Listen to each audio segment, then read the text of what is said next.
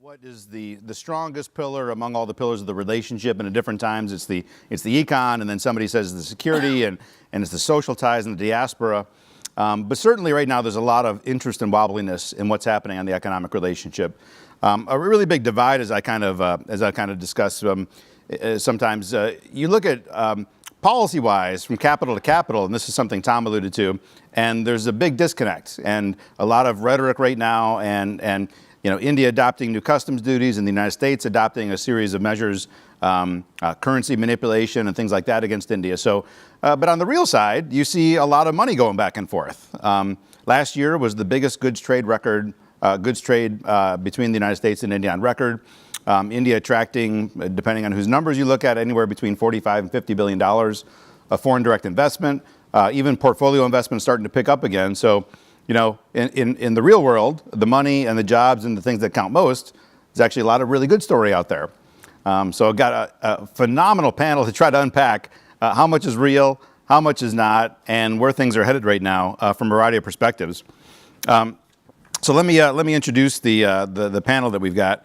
First and foremost, Nisha Biswal, I think a lot of you know, is president of the U.S.-India Business Council and formerly Assistant Secretary of State. As a former longtime employee of the USIBC, I'll definitely give her the easiest questions because I always want to make my former place look good. So Vinay will get the tough questions as somebody that served in government with the Department of Commerce and now with KPMG, and still has a lot of touches with India.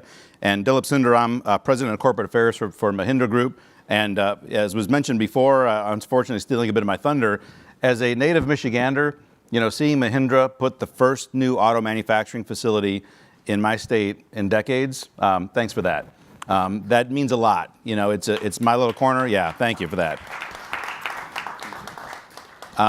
So I've asked each to give about somewhere around 10 minutes of remarks, and then we'll prompt with some questions from me and from the audience. So Nisha, let's start with you. Well, thank you. Can you hear me? Yeah. Okay. So, the question often gets asked, especially right now as we head into election season, has India reformed sufficiently? Where is the state of the economic relationship?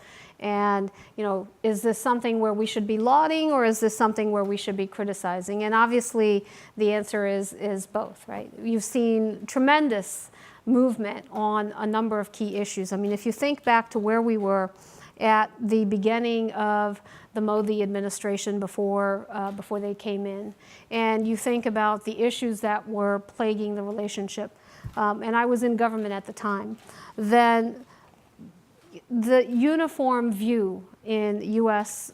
companies was that the news was all bad, that nothing was moving, that things were in fact moving in a negative direction, and that there was not really the focus or the political will to try to address the challenges to investment. The news on the Indian side, and I got this with both barrels, was that the U.S. was inattentive and not focused and not prioritized on India. And there were people who were questioning whether or not, in fact, the U.S.-India relationship could be called a strategic partnership. The election of Prime Minister Modi created a massive amount of expectation, completely unrealistic in many ways, and somewhat akin to the kind of expectation that followed in the election of Barack Obama. Very hard to meet those expectations because so much had not been going well or not been going right that there was this feeling that Modi, with his commanding lead in the polls, was going to be able to address it all, and address it all quickly and instantly. So when the government didn't act in the same kind of precipitous and bold way in which people thought he would come in, there immediately started to be some questions raised about whether the Modi hype was, overblown, and whether he was going to be able to deliver, and even, if he would last out the full 5 years. You started hearing that before the 1-year mark. And then you saw some big events that did happen in the second and third years. GST certainly, I think, is something that everyone has to acknowledge the importance and the impact of the goods and services tax. Demonetization, for good or for bad, and I think it's largely for good, even though it had a very tough impact as it landed. I think the overall impact on demonetization over time is going to be a net positive for India. But you also saw the government starting to take steps to try to ease some of the bottlenecks, make changes that didn't require legislation, make changes that could create at least the perception of a government focused on problem solving. Now, I think over the last 6 months or so, you're starting to see the narrative change a little bit and starting to hear concerns pop back up. And that's not to say that the things that went well or went right have all been reversed. Certainly not. In fact, I think the overall expectation trajectory is still a very robust and very positive trajectory. But you're starting to hear more concern being raised. The last budget that came out and the tariffs that were in there started kind of creating the concern, is this government turning more inward and turning more protectionist, or will they continue to be focused on reforming, on liberalizing, and on opening up? And I would say that what you're seeing is a little bit of a political turn as you head into elections, and as you see that you have domestic constituencies that need to be addressed and that need to be tended to. You have seen not just at the top, but really across the bureaucracy and also in the states, a little bit of a turn to circle wagons, protect domestic industries, and be attentive to domestic constituencies. I firmly believe that this is a prime minister who has his eyes on the big prize, the big legacy, which is the modernization of India and creating an India that's going to be open, competitive, and on par with the leading economies of the world. So I do think that while we are perhaps hearing some headwinds on certain issues, that the ambition will come back in, and that ambition will tackle some larger issues in the second term. Now, we also in the United States are dealing with some political constituencies that are impacting our trade posture and policies. And that is a mindset that is frankly not just unique to the two big economies of the US and India, but also something that we're finding in a number of countries. And so these are also issues that I think are impacting the overall trade atmospherics between the United States and India.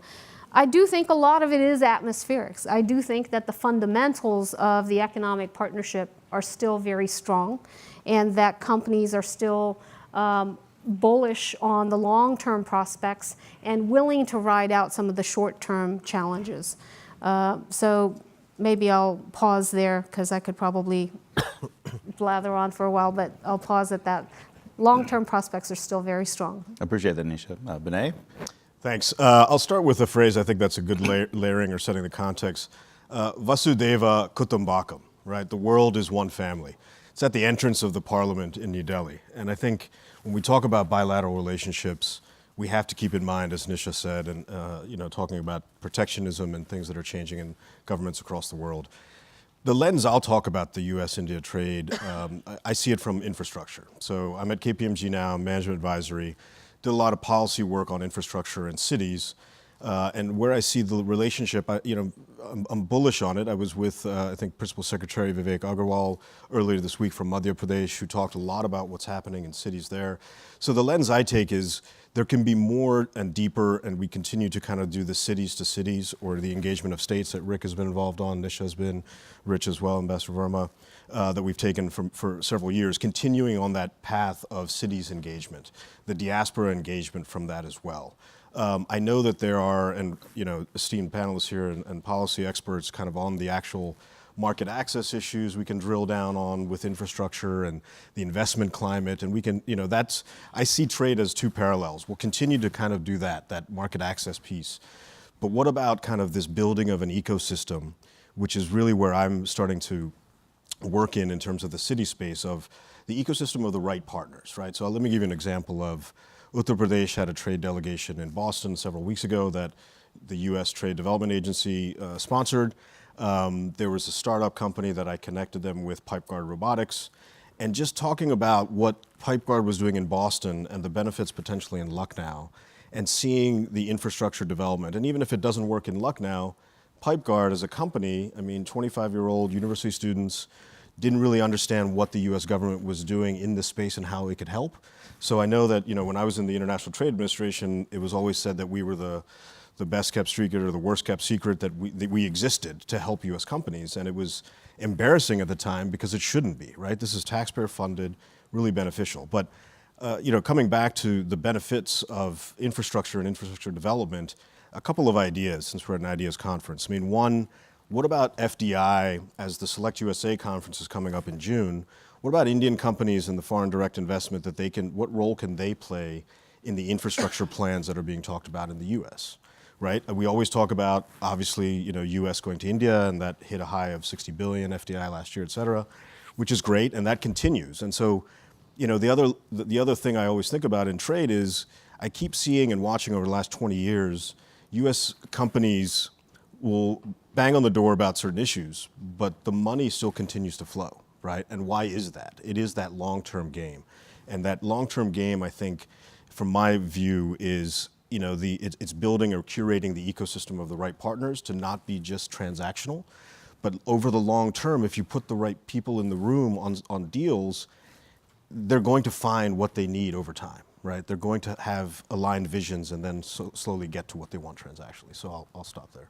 That's a great point. I mean, there's two fundamental shifts, I think, that have taken place on the foreign investment environment that I think, the fact that they've been non-issues is really remarkable. The first is that, remember with the threat of tapering, Indian markets went into a tailspin. When it actually happened, nobody noticed. And then closing the Mauritius route. The place where most foreign investment goes through because of the great tax incentives, the government announces closure of that, non-issue. I mean, that's another side is the complaints there, but two big moves that I think 10 years ago would have been very problematic, kind of got brushed off there. But now from the view from Dilip on what is one of India's leading industrial houses with great operations on both sides, what are we getting right and wrong so far? Right. So thank you, Rick, and thanks, Irfan, for giving me this opportunity to address all of you. And I'm definitely going to take a very different tack from Nisha and Vinay on this India-US trade, because I'm going to talk about what we as companies, we as conglomerates are doing in this, in promoting and supporting trade. So for example, in case of Mahindra's, I mean, we are very heavily invested here already in the US. We came here maybe about 25 years ago. We set up a very small operation in Houston to assemble and sell farm tractors, and these were very small farm tractors. Today we have somewhere in the order of about 12 to 15% of the farm tractor market. Mahindra is the largest farm tractor company in the world by number of units, and since then we have kind of expanded our presence. We have about 48 Tech Mahindra offices across the United States. We have over 4,000 employees here who are U.S. citizen, green card, permanent resident employees here in this country. And then now, I know that you said that you were stealing the Mahindra's thunder by talking about this, and I say, hey, let the lightning hit as many times as it wants to, because I can promise you, I have no problem in talking about it time and again. We are the first company to have invested in Detroit in the last 25 years in a manufacturing facility. We opened it last November, and not only that, 2 weeks ago we launched, 3 weeks ago we launched the off-highway vehicle, which is the Roxor, and that is just a prelude to what's coming next. So I can promise you that in the next 7 years, you're going to be fighting to buy a Mahindra vehicle. And and that's going to happen. It's just a matter of time. Maybe it's going to take a little bit of time, of course, but that's what is happening. Now, Mahindra is the largest Indian B2C player in the US.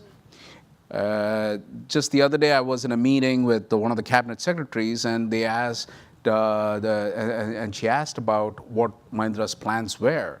And I said that it was definitely U.S. was a very, very important part of that plan. I mean, we're going to invest significantly in the U.S. over the period of the next few years.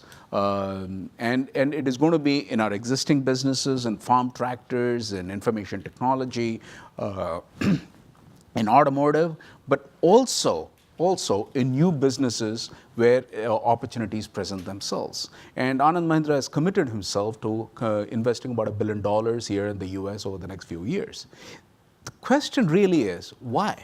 Why would he want to invest here? Why would any Indian company want to invest in the US? And the answer is very simple. It's the largest economy in the world. It is the most resilient economy in the world. We have reinvented the American economy every 20 years. And every 20 years, we have created wealth. So this is the economy that you need to be betting on. And that is why Indian companies are betting on US economy and US businesses in a big way. Well, this is something exciting and new. We ended way early of the fixed pieces here, so we're going to have plenty of time for questions. But sorry, everybody, as you think about yours, I'm going to ask the first bunch. Nisha, so it's been alluded to a couple of times on the sometimes rancorous nature of G2G right now on trade and commercial issues, and kind of the escalation of tensions to some extent. But you are spending a lot of time outside the capitals and going to other places. Tom alluded to it a little bit too, but can you kind of give your perspective representing the largest U.S. and Indian businesses when you get to Bhubaneswar, when you get to Chicago? How does that lens change? I mean, are they concerned? Are the same kind of policy issues, or is it a different set of issues and opportunities that you look at from the capitals area? Both in the capital to capital and when you get more granular. I mean, I think the key thing is to separate a little bit of the noise and look at what the key either opportunities or constraints are. And clearly the opportunities are massive, and you're seeing more and more American companies look at the Indian market, and Dilip talked about how more and more Indian companies that are looking to diversify from their very large base in India are looking at the US market, and certainly many have noted that the tax reforms have created incentives in that direction. The challenges are pretty significant. They're not unique to India, but they are pretty significant. And the whole issue of data privacy, data localization, and how these issues are going to be governed is becoming a very critical issue, not just for purely digital economy, but companies, but actually for a very large cross-section of companies, because pretty much every company today has a pretty significant digital platform, and managing of that data is going to become critical. And so those are issues that we're paying a lot of attention to. It's not going to be an easy or straightforward set of solutions, and I think here in the United States, in India and around the world, the norms that are going to govern the management of data are going to be written in the coming months and years, and I think that's an evolving issue that is going to have profound impact. We're also looking at these cross currents of protectionism and nationalism against the reality that we live in an era of global value chains. So you can talk about Make in America and Make in India, but the reality is that most platforms have components that are sourced globally.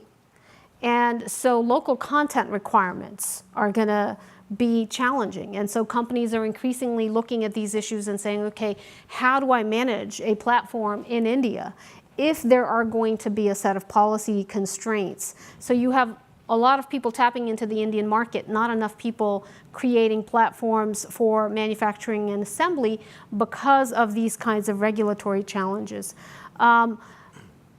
Part of our challenge, if I take a step back, is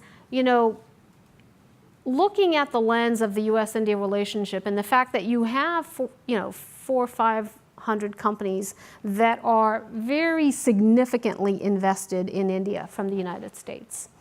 How do you grow that by an order of magnitude of 10? Like, how do you get to 4,000 or 5,000 U.S. companies that are really engaged in, invested in, and present in India? India is a challenging regulatory environment, and it takes a lot of knowledge and due diligence. And for the big companies that have had the resources to put those platforms and build that capacity, they are navigating that space and they're doing quite well. But a lot of smaller companies struggle with that, and so they stay out. Now there are companies like Sanam who are actually supporting, you know, these kinds of small and medium enterprises and helping them navigate that space. But this is really where there's a big opportunity, not just in the Chicagos, but in the, you know, St. Louis and, you know, Phoenix and all of these. I think the largest export of cinema house popcorn into India comes from the state of Nebraska. You know, but that's how the opportunity. The market is so rich and so deep, and it's just a question of how you access it and how do you support those companies who want to access it. And I think that's the big frontier and challenge in Bhubaneswar and Chicago and in the smaller markets. Well, as Prime Minister Modi has been sort of challenging states to be more competitive and ranking for the first time, and the way that Niti Aayog functions versus the Planning Commission. I mean, do you find that states, you know, when you engage, I mean, I remember when I first joined USIBC, we were doing some conferences with bringing chief ministers in, and the presentations they were given, and probably Chandrababu Naidu then too, would really sort of stand out as on a different level. But a lot of the other ones, I mean, one state government wanted to talk to us about opening up Disney, a new Disney resort, in a city that didn't have an international airport. Yeah. Some of those presentations, I think, just weren't understanding. Do you feel that that's kind of improving as Modi's been trying to get the chief ministers to think about attracting investment? Do you find the presentations that you see to the business community are strengthening, or what does that environment look like when you sit down with the chief minister and their team right now? You know, it's still, I'd say it's still not, you know, monolithic. I mean, I think that there are gradients and variations, and there are some who are quite advanced and sophisticated and intensive, and they've got their ministers coming, not just the chief minister, but all of their various officials coming on a near constant basis and having more granular conversations. But I was talking to one of the members of the audience earlier, just that too many chief ministers still come and think about it from the perspective of, you know, the photo op with a handful of CEOs that kind of defines the success of a visit to the United States, but doesn't actually yield any investment in the state. So how do you bring that level of more sustained and sophisticated and granular engagement at the state level? What are the regulatory incentives that you can put in place to really attract, and how do you micro-target who it is you want to talk to, who you want to engage with, and at what level to actually make the business decision? It's not a grip and grin with the CEO. You know, it's really a more sustained engagement with kind of the operations team, the investment team, to go through what are the incentives you're willing to put in place, and how do you help create that kind of sophisticated presentation. I think that's another area of opportunity for some of the businesses who specialize in that kind of support, to be able hopefully to work more with than these 3 days vendors. notice too on some of these visits. That would be helpful. Vinay, yeah, of course, yeah, great. A point to what Nisha was saying, and I completely agree with that. And my experience with dealing with the states and promoting the states for investment comes from me being the chairman of the Indian Chamber of Commerce in Korea. So I spent 7 years in Korea, and I'd come through all these states, coming through Seoul, trying to promote their state and looking for investments. And one was this issue of kind of trying to meet only with the big companies and looking for photo ops. The issue that you have is you can meet with Samsung, you can meet with Hyundai, but then Hyundai and Samsung really know their way to India, and they're already there. The issue is, how do you meet with the small scale industry and the mid scale industry? And those are the ones who need the help, and they need the hand-holding in getting to India. So that is definitely one challenge. The second challenge that you have is all these states, they'll end up benchmarking themselves against each other. They never go out and benchmark themselves against other countries. Like, for example, India's, let's say Tamil Nadu or Gujarat or any of these states, their competition is not from the other states. It is from Vietnam. It is from Slovakia. So those are the countries that they need to be benchmarking themselves against. And and Nisha also mentioned about incentive. The other problem that you have is, and when I have made speeches introducing a state, whether it is Punjab or Uttar Pradesh or whatever, and I keep saying that they have the best incentives in the world, that is pretty much like telling my dog that he gets the best food in the world every day because I cut his tail and feed him. Now, that is exactly how those incentive systems in India work. It is always like tax incentives, things that you have to earn to take advantage of. On the other hand, when you look at Eastern Europe and many of the other European countries and the EU rules, under the EU rules, they may not offer you 100% incentive for your investment, but they do offer real investment. For example, you can train your employees and they offer $2,000 or $3,000 per employee for training purposes. And those are real incentives. And so one of the things that I would urge the Indian states is really to look at that opportunity for real incentive, and that would really promote FDI into India. Yeah, that's a great point. Well, Vinay, from Nisha's comments too, and talking about Senator to Senator and some of these issues that have come up on currency and things like that. I mean, you got in this kind of unique role of being in D.C., but a job that is a little bit less policy and a little bit more real. So when you hear about India currency manipulation, you got your feelers throughout a huge enterprise with global operations. How big of an impact does that have when a firm like KPMG is thinking about how much energy on India, how much energy, I mean, does that ring a bell, or is it sort of like this stuff happens so often in the relationship, it's kind of normal? I mean, give us a sense on how real business looks at some of these policy issues from the United States perspective. Sure, no, it's a good question. At KPMG or large firms like us, we have risk units, we have political units, right? And so for us, this trade protectionist environment, although potentially short-term bumps up in GDP are, exactly that, short-term. The long-term nature and realistic situation is we look at uncertainty and we manage uncertainty. And so we've got political risk teams. And what we're doing, I can specifically, again, bring it back to what I'm doing in cities and infrastructure is companies have to look at their management processes and policies on how to deal with uncertainty, right? So we've heard from Dilip, and they've got a great investment plan, and it's long-term. I think companies here as well, we heard, Nisha mentioned there's about 400, 500 big companies going to India. They're doing that. They have the money to do that, the resources to do that. The way to get, at least what we're seeing or trying to do, is encourage the 400 to 4,000 is building out that global supply chain. So these small companies, I mentioned PipeGuard, there's several others. Zero Mass Water is a great one that has a solar story and a water story. But these are small companies that can get into the chains of these larger companies. Make in India, with the airline industry, we know what's happening there, defense, et cetera. So we do look at it, we do manage it. I mean, we've got large teams that kind of assess this and look at it. So yeah, oh, good. Well, Dilip, one thing that came up in the morning session with Rich and Tom was looking at some of the nascent work on regional connectivity. As we talk about like that kind of infrastructure, the first question that always comes up into my mind is from somebody who's had 20 years of engagement with large Indian conglomerates. A lot of times the conversation revolves around operations in Europe and the United States. But tell us a little bit about how a company like yours or other peer companies look at the South Asian region. Bangladesh, one of the biggest countries in the world that nobody has a minute to care about. Huge, growing fast, and yet you don't hear a lot of conversation, certainly from Washington, and even from the corporate side, it doesn't feel as much from Delhi. So how do companies look at the region? Is it just the lack of a road to the neighbors that would create a lot more opportunity, or give us a little bit of perspective on how companies look at South Asia? So, so within Mahindra, for example, Bangladesh is often talked about. So it is not like it's not ignored. It is talked about. We do have a country champion we have something called the International Council that we have created, and all the senior executives are members of that, particularly who have interest in international investments. And we do have a country champion for Bangladesh who has to regularly talk about all the things that we are doing to promote business in Bangladesh.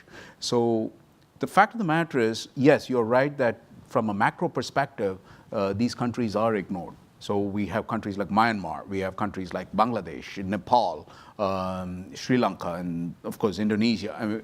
So these are countries that are generally ignored when we are talking about these macro investments and macro business. But for companies like Mahindra, we realize that this is really where this is another pillar of growth for us. So we can clearly look, we have the products that these countries need, whether it be the from the automotive side, or whether it be from the farm sector side, or whether it be from the services side. So we definitely have the products that we know we can sell to these countries, and so do our peer companies like Tata's, for example. So effectively, whenever we go to these countries, we land up competing against other Indian companies. It's very rare that we would come across other European and American companies. Occasionally it is Korean and Japanese, but mostly we're competing against Indian companies in these countries. So I think that is really good news from, for Indian companies to have that regional perspective too, and not just focus on Europe and United States. But getting to the point of what the government's trying to lead on right now of building physical infrastructure connecting, better electricity in Nepal, roads going through Bangladesh, things like that. I mean, is that the kind of stuff that you think for a company in moving one step further and larger investments in the region, or are there other things that are kind of missing right now? I mean, what would make Indian conglomerates, you think, take advantage if this infrastructure comes up? Is that the thing that's missing, or are there other factors that have kept the weightage maybe a little bit low for some Indian firms in the region? So I think the infrastructure would definitely play a role in helping out. But then also see with countries like Bangladesh, or with countries like Nepal, or even Myanmar, we are looking for, there needs to be a certain amount of government incentive. So for example, in Myanmar, we have, the Indian government has given them a grant to buy farm tractors. So now that helps both Myanmar, and it helps Indian conglomerates and Indian companies like us to say, hey, listen, I mean, this is something where we can work together. That's great, because that incentive is coming. Definitely, it is a government incentive, and on the other hand, we are able to compete for that. Now, the government of Myanmar is going to have it's going to be a bid process. I mean, they're going to go through a bid process, but at least we have this opportunity of bidding for that, and it's quite a substantial contract. So those are things that we would look for, is to have whether it be from the World Bank, whether it be from IMF, or from the countries. Where they can support and promote trade. I think, again, as Vinay mentioned, it's an ideas conference. Frankly, that's a pretty good one we're coming up with, too, to make sure that, those kind of things that Indian companies need and American firms, the kind of support systems for those countries as we look at developing these joint infrastructure projects. These are some great ideas you're throwing out there, and I think we need to gestate that a little bit, from those of us in the space. Yeah, Nisha? Yeah. Let me jump into this. So less than 5% of the trade in the region is interregional. Almost all the trade goes out, right, to the U.S., China, Europe, et cetera, not within. And that's the regional kind of caboose in global trade. In the South Asia, less than 5% of the trade is interregional. So that gives you a sense of how much is not happening. Certainly, hard infrastructure connectivity is a big challenge and a big issue. And the connectivity that is being laid down is connectivity that goes in one direction, and that's Beijing. There's not the connectivity, the east-west connectivity that brings South Asia and Southeast Asia together. So that's a big challenge, and the United States has not been a player on infrastructure connectivity. We did the trilats, US, India, Japan, when we were in government, and they were, from our side, mostly talk shops in the sense that we were doing policy harmonization. But the Indians and the Japanese would come to the table and say, we want to do joint financing of key infrastructure projects. And the US would come to the table and say, that's great, we'll do a study. Because the tools for government financing of infrastructure are simply not there. Now we have some, the Millennium Challenge Corporation and the fact that they have a compact with Nepal on power generation and transmission, and the compact with Sri Lanka that's going to deal with roads and ports. Those are important, but they're a drop, not even a drop in the bucket. $500 million against a deficit of trillions is really not anything notable. Yet what we don't do is find ways to leverage the private capital. and create the tools. And I think that this is, Dilip talked about how the government of India trying to do, grant financing that can, in agriculture, for example, that can then create an opportunity for business. I think that that's important. I think that the fact of the matter is, both in terms of the infrastructure, there needs to be thought given to how you can better leverage private capital by creating government tools. And I think there is an effort underway right now on the Hill that Senator Corker and Congressman Ed Voice, amongst others, are trying to reform these tools through the BUILD Act to actually give much greater incentive and even allow government to be an equity investor in infrastructure and thereby try to leverage private capital. So I think that these are important things to consider. And then the other piece of it is the harmonization. Because if you don't have harmonization on customs and tariffs and other issues, then how are you going to incentivize that cross-border flow? And this is where the whole SARC mechanism has been an abysmal failure. It's been very, very difficult to actually get any of these regional policies in place. And I had the fortune of spending one Thanksgiving in Kathmandu for the SARC Regional Conference, where the frustration was just palpable that they could not get any of these regional initiatives off the ground. And so that continues to be a real stumbling block for the countries. Modi's first Make in India event here in Washington, and I hadn't really gotten to know Amitabh Kant during his long career in Kerala. But I remember the question of connectivity came up. A well-meaning American stands up and talks about North America and trade, and South Asia is the least connected. And this is when I learned he's the most fun to have on stage. He snaps back and says, "We will gladly trade you Canada for Pakistan if you'll take it." I knew he's not a typical bureaucrat that moment. Well, Nisha and Vinay both, I think I want to throw the next question out to you. I mean, in Washington, and especially for students out here, I mean, you're either going to work in government if you're going to be here in D.C., or you're on the outside, probably with some kind of a role trying to influence government. For both of you, having recently been in, now out, back out, what sort of things do you see that's behind, as we call it, the foggy window, for those of us that are on the outside trying to throw ideas and redirections? What do you see from the inside that you wish you would have known, or that the rest of us should probably know who are sitting on the outside? The kind of material and feedback that you get when you're in government that just, could be better, doesn't quite hit the mark, is really pointed and sharp. Like, what advice do you have for those that are going to be outside government, trying to have a voice inside? Go ahead.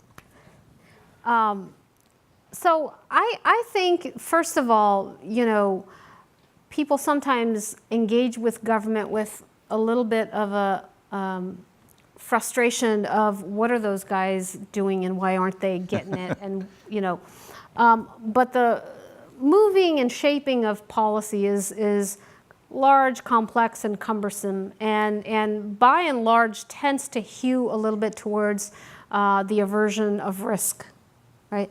And this is something that I think all of us just grapple with, which is how do you move a system that is built towards sustaining the status quo, which is by and large, whether it's the US bureaucracy, the Indian bureaucracy, or bureaucracies the world over. Bureaucracies the world over are really focused on trying to maintain stability. And that's not to say that there aren't new initiatives and ideas that are propagated, and I think that they are propagated, and they are, moved forward sometimes with great political capital and political will being expended. But that overarching, I think, focus on stability, and therefore anything that destabilizes becomes the biggest priority, right? You're much more attuned to dealing with crises than you are attuned to dealing with opportunity.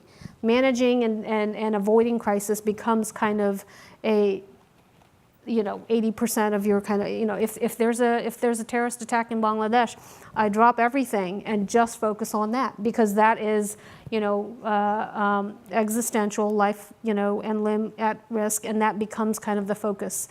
We have some very esteemed diplomats in the room, and would love to hear their thoughts. But I think this has been a bit of a challenge, is in the press of that managing all of the potential problems, how do you make space for opportunity? And this is where I think if the outside community, be it the academic or think tank community or the business community, really focus on being the solution, peddlers rather than the problem peddlers. This is my regulatory challenge, can you fix it? If you actually become a peddler of solutions and saying, hey, we've got an idea for addressing this challenge that you guys have been grappling with, and here's how we want to deal with it, and this is what we can bring to the table, it actually changes the dynamic quite a bit. And I think you see diplomats, government officials, that when given an opportunity to actually elevate an answer, they will grab at it. But when confronted with why aren't you doing this, will get defensive. Yeah, that makes a lot of sense. Yeah, that question, I pretended it was for all you students. It was actually for me, since I'm very much in that role. And I noticed she was looking at me a lot when she was telling what was going wrong. So I'm writing down copious notes on that one. But Rich and Tezzy may have other ideas as well. I mean, they've been on the trenches in the embassies in ways that others. Yeah. I don't know if there's a point you want to. Yeah. First of all, Nisha, I think you got it absolutely right that more often than not, if you're on the inside in government, you're nervous about risk. How do you? I was saying that Nisha was absolutely right about risk aversion. But the other problem is that an opportunity from the point of view of A may be a risk from the point of view of the bureaucrat or of somebody else. And so you've got to go, I would say, one step beyond what you mentioned and try to see how the situation you regard as an opportunity can become an opportunity for the other people whose consent you need to move forward. Absolutely. Yeah, that's good. Vinay, any other? Well said. I would say a couple things. I'm new. I'm not a policy guru. I looked to Nisha and the ambassador and others here and have learned quite a bit. But I would say that, coming from the private sector, this whole notion of action forcing events, these things about crises, these things that pull together governments to solve problems, is definitely what, as Nisha said rightly, the short-term view, and you get lost in that flow. I would say having better alignment across interagency, if I had known that, for those of you kind of going into government, that's something that it took me probably a year to figure out, that you needed friends all across. But I would say, just working for Secretary Pritzker from Commerce, we did take a little bit, and we had great partners over at State with Secretary Kerry and Ambassador Nisha, et cetera. But Secretary Pritzker really pushed a little bit more on that commercial piece of solutions. So it was engaging and driving, but then it took this interagency kind of really momentum, taking advantage of the relationship and the friendships at the leader level as well.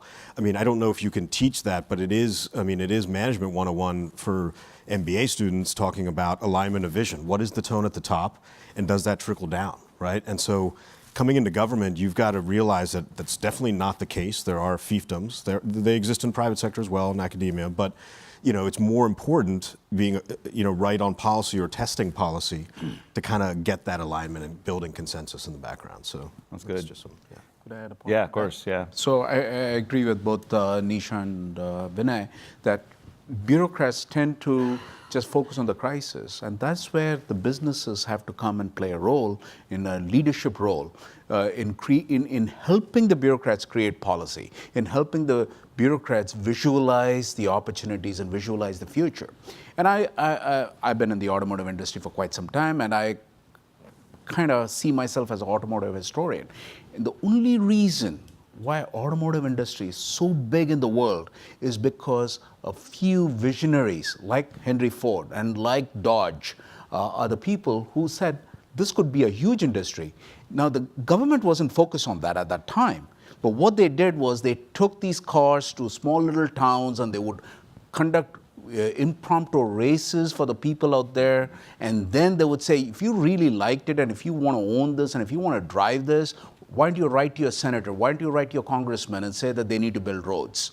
And that's just kind of how the automotive industry came about. And in 1915, I'm sorry, just let me finish this point, right? So in 1915 was the first Highway Act passed under the Woodrow Wilson administration.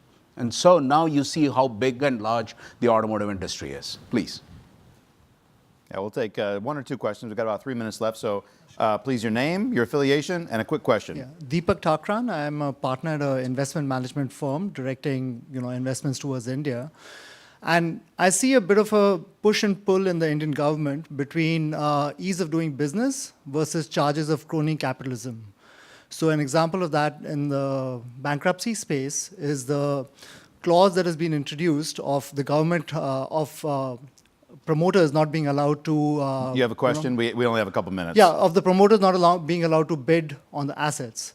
Any thoughts on that in terms of how the government is changing that issue? So reform versus some of old school ways of doing business.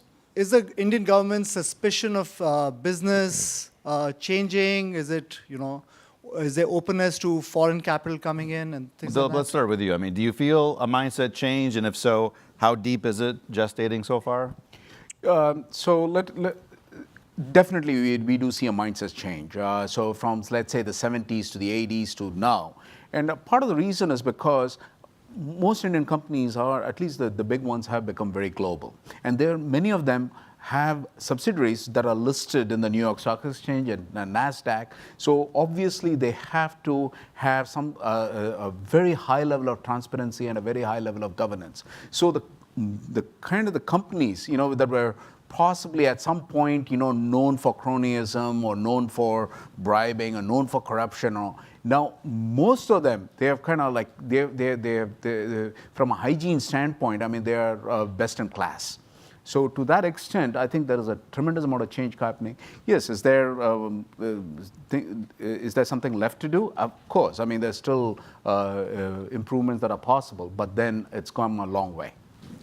Well, we hit the witching hour, unfortunately. So, but hopefully they'll be able to stick around for a minute. You can grab them after this and pull them aside for a quick question, because you're not going to get this much brain power on stage, sans myself, that often. So thanks again for everybody for your attention here, and please join me in giving me the panelists a round of applause. Thanks, folks. Yeah.